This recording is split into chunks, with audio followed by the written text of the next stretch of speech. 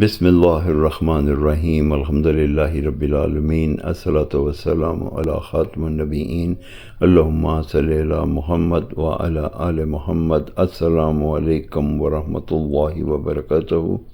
آج کی حدیث مسلم صفحہ نمبر 1064، حدیث نمبر 6541، دارالکتاب العربی بیروت۔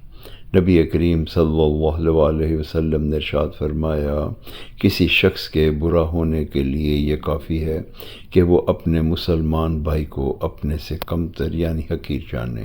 اس حدیث مبارکہ کا یہ مفہوم ہے کہ اللہ تعالیٰ نے ہر انسان کو احسن تقویم سے بنایا ہے اور اس میں کوئی نہ کوئی خوبی رکھی ہے۔ جو انسان اپنے سے دوسروں کو حقیر اور اپنے آپ کو اعلیٰ سمجھتا ہے، اس کا برا ہونے کے لیے یہ کافی ہے۔ السلام علیکم ورحمۃ اللہ وبرکاتہ۔